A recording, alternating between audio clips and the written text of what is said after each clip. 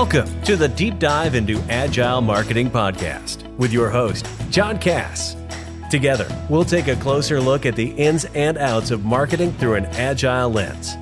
You'll learn from interviews with top agile thought leaders and practitioners and gain fresh new insights for your journey. Let's get ready to dive in. Welcome to the Deep Dive into Agile Marketing with John Cass. I'm your host, John Cass, here in Boston, Massachusetts. Today, I'll be interviewing Kaycee Kalpin, VP of Strategic Marketing at Premier Incorporated, and Stacey Ackerman, founder of Agile Coach and also a trainer who worked with Kaycee on Premier's Agile Marketing transformation, who are both located in North Carolina. Welcome, Kaycee and Stacey. Thanks for joining us. Thanks, John. Excited to be here, John. Thanks for having us. Oh, yes. I'm really excited to do this podcast. And in prepping for the call, we talked a little bit about Premier's journey to using Agile Marketing. Let's start off with that. You started, I think, with a training session with Stacey. How did the process start, and how did Stacey help the company get up to speed with Agile Marketing? Sure. Thanks, John. And thank you so much for having us on today. I'm certainly excited to talk to you and excited to connect with your audience. So this is Kaycee, again, Vice President of Strategic Marketing for Premier. And I've been with the company for about 7 years. I started as a manager of marketing and have increased my responsibility since I started. We did an IPO the day after I started over 7 years ago, and have acquired about $1 billion in technology companies and capabilities since then. So we were certainly on deck for some sort of massive transformation as a marketing company to keep up with the innovation and change that our company itself was seeing.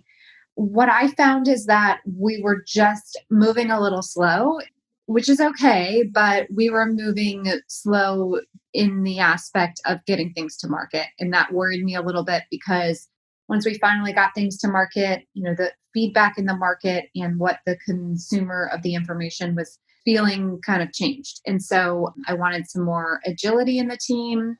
Read actually one of Stacey's articles online, loved what she was saying regarding Agile Marketing, connected with her, had her in for a training class, and got the entire team of about 25 people Agile Marketing certified. And it's been an awesome journey since. So what were some of the details? Could we get into a little bit of the details? How long were some of the sprints, and how did you adjust the period of the sprints when first setting up Agile Marketing? So, John, it's interesting. We did our training and had heard of COVID during the training. We didn't actually know there was a pandemic coming, but we knew of the virus and we knew that something big was going to happen. And a few weeks later, our offices were shut down. Everyone was full-time remote. And so we were really forced to use the tools we had and practice Agile Marketing in a really a virtual environment, which worked great because we had just come off this training. We knew how to plan for sprints. We knew how to organize ourselves. We practiced a very, very classic Scrum Agile methodology in that we did 2-week sprints huddled daily. We did a pre-sprint planning session, a post-sprint look back. We assigned points to tasks and worked with the team to see how much we could take on at one time, which was a learning process for sure. And we measured progress along the way, tried to get to market as quickly as we could with certain things. And I'm sure we'll get into the fact that we're a healthcare company. So this was a really interesting environment to operate in. I'll say that. And Stacey, you started off with some of the training for the team there. How do you set that up? And also, were there some differences after the pandemic happened? Have you been helping out with some ideas there? Yeah, so it was the last private company on-site training I did pre-pandemic. So literally this was in March of 2020. So I was there on site with them for 3 days, actually. And We went through everything from Agile values and talking through how aligned the company is to the values and principles to looking at a few different frameworks like Scrum, Kanban, and Lean. And we had a third day with a pilot team. And with that pilot team, we really just kind of said, do we have everything you need to get going? They worked out a team agreement, and I helped facilitate that for them. They made sure their backlog was ready to go and was well written and well prioritized. And so they had everything kind of in their back pocket to getting started with Agile marketing. And their pilot, I know, was not going to be around pandemic communications. So what their work was ended up changing drastically, but the tools and the way of organizing and the values and the collaboration was set up. And that was sort of all along the plan. And so they just had to quickly execute it and probably quicker than I've seen most companies do because of the situation they were in. And Kaycee, how are you measuring the effectiveness of marketing? And were you able to compare the effectiveness before and after the use of agile marketing, say in that pilot? We were. We, as marketers at Premier, we measure the effectiveness in a few different ways. One is just engagement with content, emails that are being opened and engaged with and subscribes and, those metrics.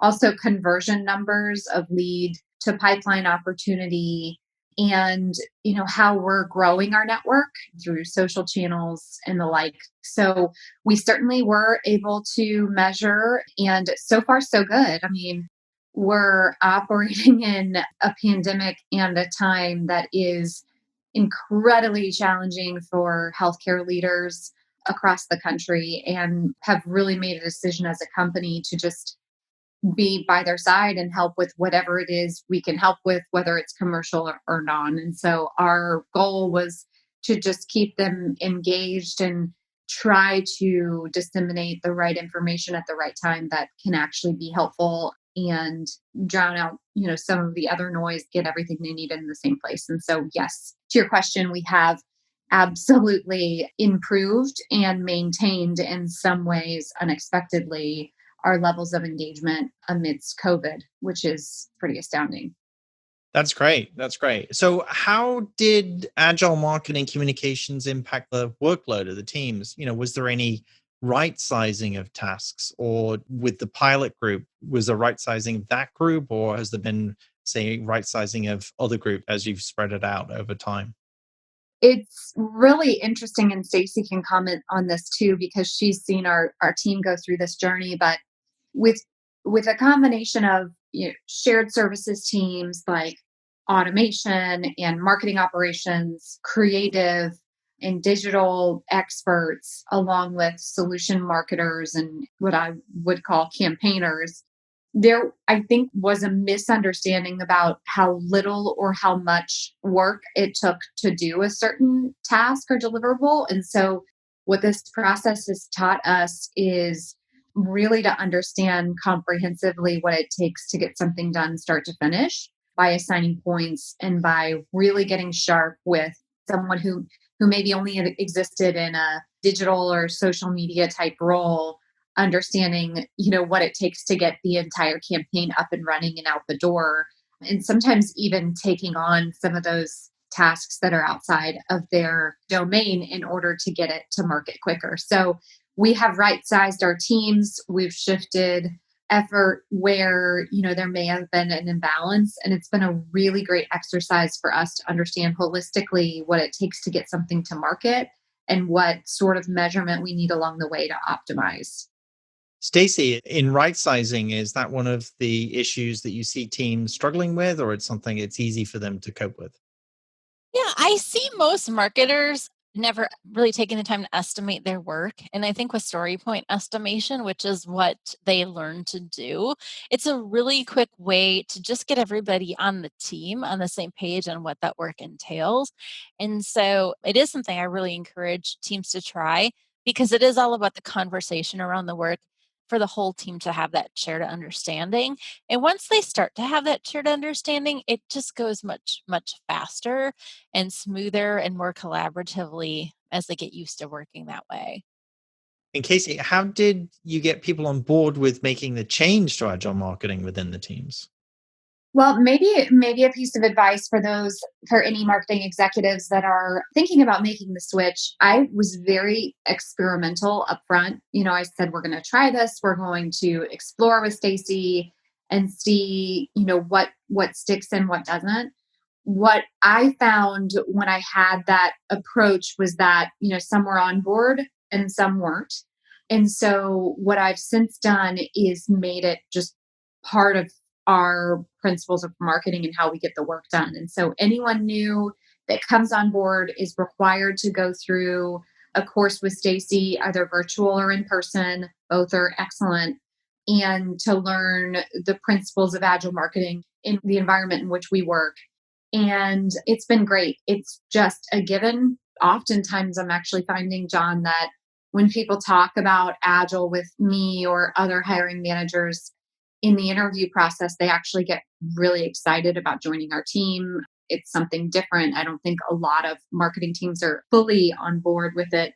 And it's been excellent organizationally as well, with other parts of the company, even thinking through how they might be able to do an agile transformation beyond just our software shop. So it's been great, very, very well received by our executive team. And I'm excited to see where we can go from here. Oh, that's excellent. So the stakeholders' reaction to agile marketing has been good. Is there more understanding about what marketing does now and what the actions of the stakeholders have on the marketing teams? I would say yes. Most importantly, I think there's a better understanding of how marketing and the campaigns that we run can have a finger on the pulse of what our prospect customers and even the consumers of our information are thinking and in which ways they're engaging. And so the feedback loop of whether a message is working or resonating or converting back to our sales colleagues and our product teams has been a really great way to position us as leaders in that process. And from an executive standpoint, the work, the amount of really high quality work we can do and get to market with the engagement scores that we have and the conversion scores that we have just continues to really impress them, along with our ability to measure it. We have so much transparency into what we're doing. Actually, if we were in the office, John, you'd see a big TV screen outside of my office door that is always open, but a big TV screen outside of my door that talks real time about the metrics that we're achieving out through our campaigns and digital marketing efforts. So we're very, very transparent with how things are going, whether it's good, bad, or ugly. And it's been incredibly well received. Stacey, is that a sticking point for many teams in working with the stakeholders? Does it take some time for them to get used to how agile works for the marketing teams? And is it sometimes a revelation for them about what marketing does? Absolutely. Both about marketing and what it means to really be an agile marketer. I think that there's a lot of misinformation out there. And it's really important, even that they take a leadership class on agile and how to be an agile leader if they haven't done so, because sometimes we just think agility is only for the marketers doing the execution work. And really, it is a mindset culture shift in the organization. And at Premier, they got there really quickly. I think that's because of having a leader like Kaycee, who really truly understands what Agile means and how it fits into the rest of the organization. But for organizations where it's a really big culture change, making sure that there's education, understanding, and buy in into how that works is important. And Kaycee, getting to some of the tools, everyone likes to ask that question, although you don't have to use tools, but what are some of the tools are you using to manage the process?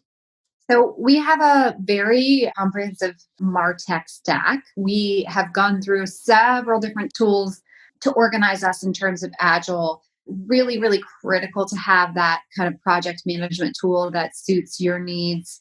We've tried Microsoft Teams. We've tried several different versions of Kanban boards. Ultimately, we ended up with Monday.com.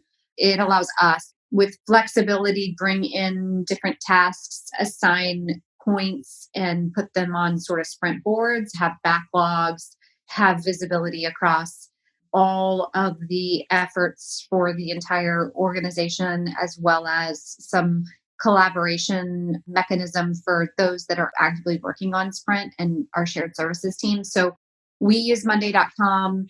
We collaborate through Slack, Yammer, or Teams. In a virtual MarTech stack is very different than a non-virtual marketing tech stack, but we continue to use Marketo for automation. And we use a plugin to Salesforce called Datorama that provides a lot of the real-time metrics we need for conversion and engagement. So those are just a few of the tools we use. Every team is so different. I even have teams within my teams that practice Agile marketing in some innovative ways that use some different tech as well. So ultimately, it's about what works for you. That's just kind of what we've landed on here recently that's working for us in this virtual environment. Has Agile given you a bit more space to work on the MarTech within the company and really build it out as well? It's given me a different perspective. Yes, it's giving me more space, but it's also allowing me to think differently about the tech that we have in our stack. I think best of breed technology is always easy to justify a spend on when some of the biggest players in marketing are using it and getting an exhaustive return on investment. But there are some small players out there that have great technology that can help you get to your goals and are easy to deploy and are very, very agile that we've experimented with as well. So it's certainly helped solidify what our stack might be, but also look at some different technologies we may have not considered and format our contracts and trials with them in a way that allow us to prove a return on our investment with them before we even sign up for multi-year agreements. So it has certainly changed my mindset. I will say that. That's cool. Stacey, do you see that with different teams as well? Agile lets the teams reconsider their marketing technology stack? Yeah, absolutely. It sure does, because you want stuff that is flexible, that works with Agile, that's collaborative. I think collaborative is probably that one word I would put in there. That's the most important. Transparent, as Kaycee kind of alluded to, right? You want it to be transparent and visible to everybody, and something that's very collaborative. So I never want to advise people, work around a tool. I think find the way that you work best and then have a tool that supports that. Kaycee, what's the future for Agile marketing in the company? I think the future is bright. John, we're continuing to engage with Stacey. She's awesome at, consultatively, if I have a problem or an obstacle to overcome or a new employee to onboard. She continues to be a really valuable asset for us there. And so far, it's proving to be an excellent resource to get the work done in an appropriate time frame, get feedback, most importantly, from the customer, keep the customer at the center of everything we do, and also continue to learn, test, learn, and iterate. So for us, it's here to stay as long as I am over our marketing team. And like I said, other parts of the business are exploring how Agile might work for them, or at least applying some principles might work for them as well. Well, Kaycee and also Stacey, thank you so much for joining us today on the deep dive. Really appreciate it. Thank you. Thanks for having us. So thanks for joining us on the deep dive into Agile marketing with John Cass. My thanks for Stacey and also Kaycee, and we'll see you next time. Thanks for joining us for another episode of the Deep Dive into Agile Marketing podcast. Be sure and subscribe to our show and leave a review to let us know what you thought of today's episode. And if you like what you heard and want to learn more, visit www.businessagility.institute. You may know you're listening to this show along the Marketing Podcast Network, but did you know there are other great shows on MPN to help your business? Robbie Samuels hosts the On the Schmooze podcast. Robbie, tell listeners what to expect from the show. Since 2015, I've interviewed entrepreneurs who overcame challenges to achieve success in their field or industry. Tune in to On the Schmooze to listen as I ask deep questions to elicit untold stories about leadership and networking. And where can people subscribe? Find the show at ontheschmooze.com or on marketingpodcast.net, or just search for it wherever you get your podcasts. You heard them. Go subscribe. This podcast is heard along the Marketing Podcast Network. For more great marketing podcasts, visit marketingpodcasts.net.